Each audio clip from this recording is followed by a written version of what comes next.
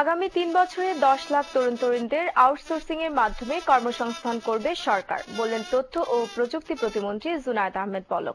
সকালে daffodil international একাডেমির উদ্যোগে কৃষিবিদ ইনস্টিটিউট মিলনায়তনে ফ্রিল্যান্সার মিট ২০১৫ উদ্বোধনী অনুষ্ঠানে একথা জানান মন্ত্রী।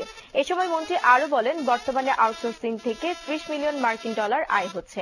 অনুষ্ঠানে উপস্থিত ছিলেন ওয়ার্ল্ড ইনফরমেশন টেকনোলজি সার্ভিসেস অ্যালায়েন্সের প্রেসিডেন্ট সান্তিয়াগো গতিয়ারেস ও অন্যান্য শীর্ষ কর্মকর্তারা। অনুষ্ঠানে সভাপতিত্ব করেন ড্যাফোডিল গ্রুপের চেয়ারম্যান মোহাম্মদ সবুর খান।